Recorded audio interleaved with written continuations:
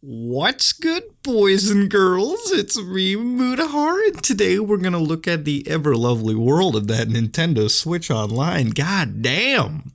I woke up and I've been fucking looking into the online net sphere for this kind of stuff, man. I opened up my crystal ball and started to see some of the some of the talks being waged, some of the wars being waged over the fact that Nintendo has finally got that paid online bullshit coming across. Now, for all you guys know, now is the point where all the three big manufacturers of consoles now have paid online services. You can't escape being paying for your online fees and whatnot, unless you play on PCs or Macs or Linux. You know, you're forcing to pay up to one of the big three if you have to. So what does Nintendo kind of offer to the mix, man? So they've got about 4 different key selling points that I'm going to sort of look at before I kind of laugh at reading some of them. Number 1 is the paid online service. So if you want to go play your games like ARMS and Splatoon 2 online, well, you better fucking pay for it. You better get ready.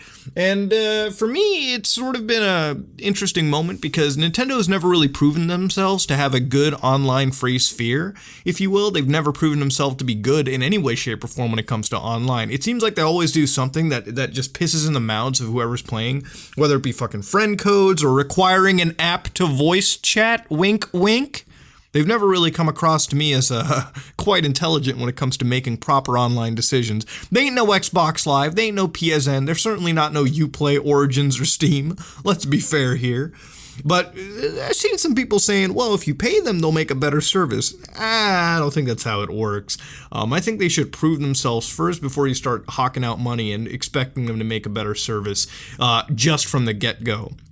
I think this 9-month period where we didn't have it should have been a proving grounds enough to tell us this is what we're going to do to make the service worth paying for. Now, up until this point, I don't think the online Switch service is worth paying for. I mean, I still have issues with Splatoon 2 sometimes, ARMS and whatnot, and the fact that you need an application to do basic things that other services provide built into the package is just off. Number 2 is cloud service storage, so something that I think should also be free as well. I mean, this is a company that makes in a shit ton of cash anyways. It should have it set aside for an online infrastructure, or at least a basic online infrastructure to handle just a tiny bit of cloud storage for its millions of users. It wouldn't require much storage per person, but if they did it, it's a sign of goodwill and a part of the value for the package. The system is a $300 something system, dude. It should come with it should come with at least like a gig or two or something of backup storage files if you have to. Gig even. Just give your community something.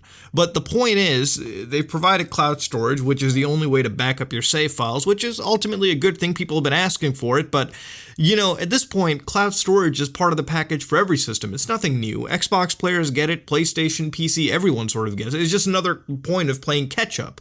But what's weird is you actually have to end up paying for it, which I believe most of these services are now free on the other platforms. So you're paying for something that all the other platforms are really providing to you for free. There's nobody on Uplay pointing a gun to my head to tell them to pay them up to back up my save files for any of their games, or on Steam or on Xbox. So again, little bit of an issue for me. I don't understand why Nintendo's trying to think like that this is some form of a valuable proposition.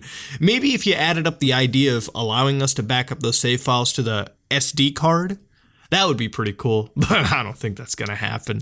Number 3 is the biggest one, dude. Is the Nintendo NES collections that you can rent. So I've heard this is like a Netflix for classic games. What kind of games are we talking about? Well, you're talking about The Legend of Zelda on the NES. You're talking about the Super Mario games, so sounds cool. The other one that you should be getting hyped for, Balloon Fight. Aren't you hyped for Balloon Fight? Oh man, I'm creaming in my fucking panties for Balloon Fight, ladies and gentlemen. Oof. Oh god, this is what I was waiting for, to get my hands on that premium Balloon Fight for the Switch. Thank you very much. But what's cool about this is that it seems like they're offering sort of like this virtual console, even if it's not a virtual console. I would be down to play some NES game, well, not NES games, maybe some SNES games, maybe some Game Boy Advance games, maybe some Game Boy Color games, maybe some GameCube games. $20 a year to have a library of games that I can dip into sounds pretty much like Xbox Game Pass, if you will. I know that I think that's slightly more expensive. It's like $60 a year, but $20 a year to get my access on some classic games would be pretty cool. If you expanded this library to, like, say, the classics of JRPGs on the Nintendo Switch platforms, like if you got in talks with other developers or other publishers like Square Enix and basically got our hands on like Final Fantasy 3 or Chrono Trigger or Link to the Past or fucking any big title on the SNES, Super Metroid even, I think $20 a year, fuck, I'd even pay $30 a year to get a catalog of games that I can dip into. I know emulators exist, but sometimes offers are given to you based on very, very good convenience, and for having the Switch with all the convenience of just picking a game, selecting it, and getting into it on the Switch itself would be pretty damn cool to me. But seeing the fact that it's stuck on games like NES stuff, Balloon Fight, why am I so stuck on Balloon Fight? What happened? Where did Balloon Fight slap me when I was younger?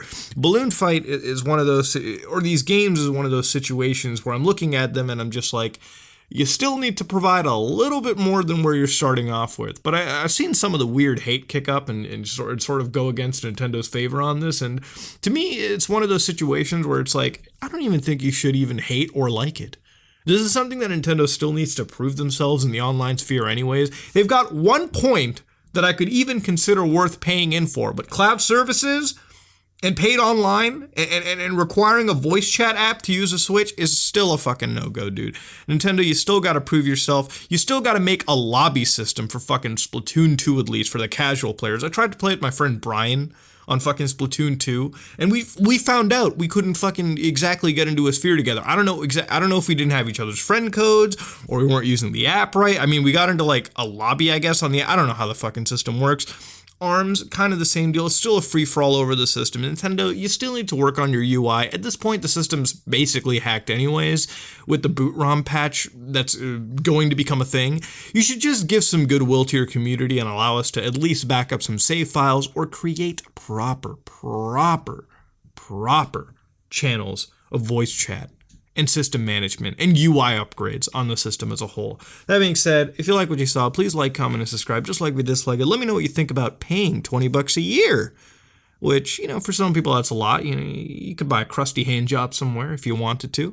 $20 a year, do you find it worth paying for? Let me know. This is me, Mudahar, and I am out.